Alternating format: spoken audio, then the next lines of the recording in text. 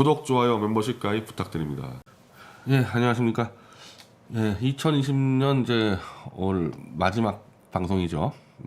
오늘 방송하고 연휴 마치고 이제 다음 주 월요일 날 방송 다시 하는데, 오늘 역시 문재인 얘기를 좀 하려고 조금 이제 조사해 보니까 역시 문재인은 역대급 이상한 인간이라는 게, 대한민국 대통령인데 저같이 계속 여의도에서 레이더를 돌리는 사람도 이미 대통령을 4년까지 했는데도 뭐 하는 인간인지 모르겠다.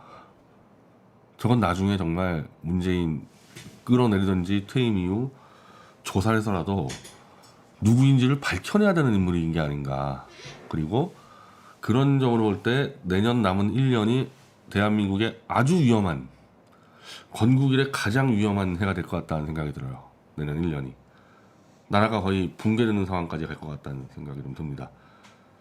특히 이제 청와대 비서실장 임명하는 걸 보고, 야, 설마 그럴 것 같긴 했지만은, 와, 설마 이렇게까지 억하는 인사가 튀어나왔습니다.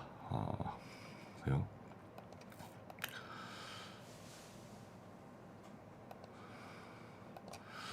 자, 이 양정철, 이호철이 등판을 안 했습니다. 이 둘은 누가 봐도 문재인의 오른팔 왼팔이라고 지금 설명을 하는데, 사실은 문재인이란 자도 누군지 잘 모르지만은 양정철, 이호철, 특히 이호철 누군지 몰라요. 이호철이 웬만한 정치부기자한테 물어보세요. 이호철 아냐고, 뭐 하는 사람인지를. 그나마 양정철은 홍보 쪽에 있어가지고 좀 노출됐지만은 이호철이 양정철보다 위거든요. 그러니까 지금까지 제가 양정철 했지만은 사실 생각해보니까 양정철도 얼굴마담이 아니고 저 뒤에 이호철 아닌가. 뭐 어쨌든 지금 좀 드러나는 게 양정철이니까 이 둘은 사실은 완전히 한 팀이고, 이 팀이 지금 문재인 주변을 다 숙청해서 패권을 완전히 치고 1년 동안 대한민국을 끝장을 내려고 좀 준비하는 게 아닌가, 그런 생각이 퍼뜩 들었는데, 연합뉴스가 또 이런 기사를 좀 써줘가지고 이거는 그냥 문재인이 불러준 거 아닌가. 기사가 박경준 기자 기사인데 연합이 이런 기사 쓰는 겁니까? 연합은 국가기관통신사로서 속보를 써야 되는데 문재인의 속마음을 갖다 기사를 써요? 연합에서? 이 속마음은 거짓말일 가능성이 높죠. 그래서 이 기사나 180도 다르게 해석하면 아마 맞다고 저는 지금 보고 있는 거예요.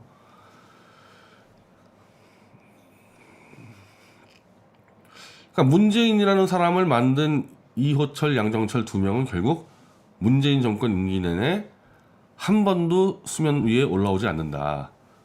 그렇게 하고 비서실장을 누구도 예상 못했던 유영민을 앉혔는데, 딱 보고 유영민, 누구지?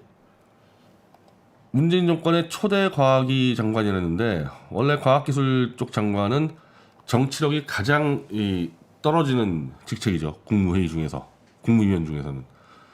그러면 임기 말이면 대통령 비서실장은 뭐 해야 되냐면은 최우선이 정권 재창출이고 두 번째가 개헌일 텐데, 그거를 문재인과 거의 관계가 없는 과학기술자를 앉혀놨다?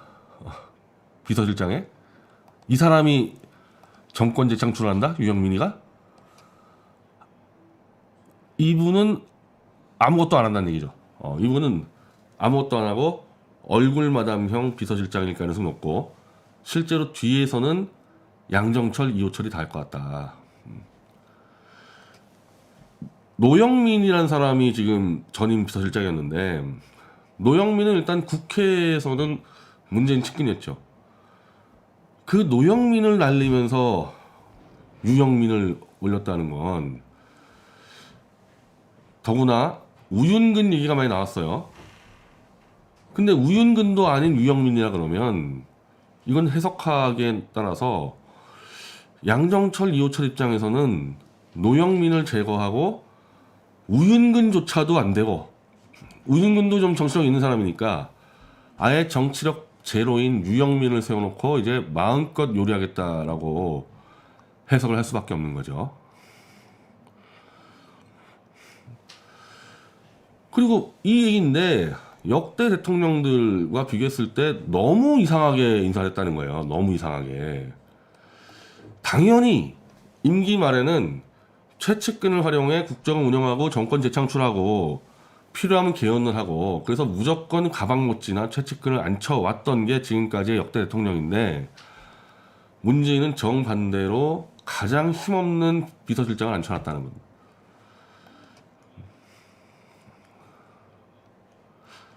곁을 두지 않았다?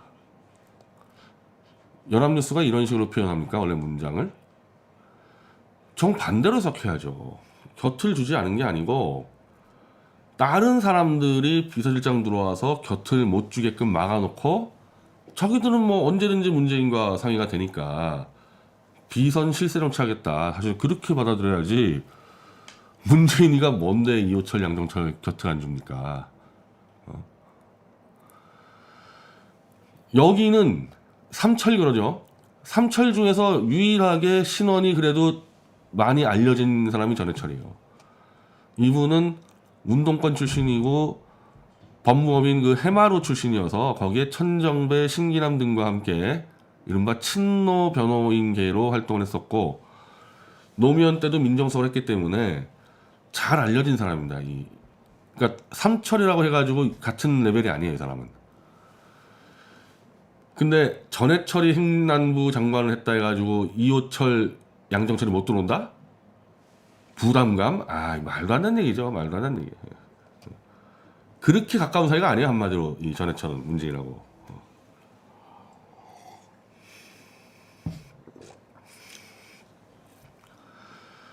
그러니까 전해철 장관을 내각에 불러들인 상황에서 양정철까지 올리면은 그 부담은 뭘 부담이 적지 않아, 적지 않게는. 다 하는데, 임기 말에 대통령이 책임 정치하려면은 비서실장이 최측근이 있어야지 책임 정치가 가능하죠. 노영민보다 더 떨어지는 사람이 들어오면 뭐 정치 어떻게 했다는 얘기냐, 그렇게 물어봐야 되는데, 양정철 안 쳤다 해가지고 뭐 누가 욕하겠어요. 다만 이제 양정철은 이호철과 다르게 좀 말을 좀 하는 스타일이어서 비서실장 들어왔다가 좀 말 잘못하는 그런 리스크는 있지만은, 그거 갖고 뭐라 그럴 사람은 없어요. 왜냐? 과거 대통령들이 이렇게 했는데, 김대중, 박지원, 그 전임 비서실장이 한강옥이었어요. 김대중의 가장 최측근인 한강옥이었는데 그 한강옥을 그만두게 하고 더 최측근인 박지원을 불러들였거든요. 그때 누가 뭐라 그랬나? 김대중한테? 이제 임기 말인데 마무리해야지. 그래서 그렇게 이해하는 부분이란 말이에요, 이거는. 이 김영삼이나 전두환 여기까지 갈 건 없는 거고, 이건 전혀 성격이 다른 정권이니까. 여기 노무현 누구 앉혔냐 마지막에? 바로 가방 못지 문재인을 앉혔습니다. 이게 정상적인 인사예요, 이게. 김대중이나 노무현이 한 게. 박근혜 대통령 같은 경우는 이게 아니고, 원래는 이원종 비서실장을 앉혔다가 이 탄핵 사태 벌어지니까 이걸 막아야 돼서 한강옥 씨를 급조해서 이제 앉혀서 이 탄핵 사태를 대비했었는데, 실제로 지금 뭐 어떻게 할 수가 없었죠, 한강옥 실장 입장에서는. 그러니까 이건 이제 굉장히 이제 비상시국에 벌어졌던 인사고, 박근혜 대통령은 이원종 비서실장을 앉히고 아마 한 번 더 인사를 했을 거예요, 아마. 그래서 그때는 아마 자기가 믿을 만한 사람은 이제 앉혔을 텐데 그럴 기회가 없었죠.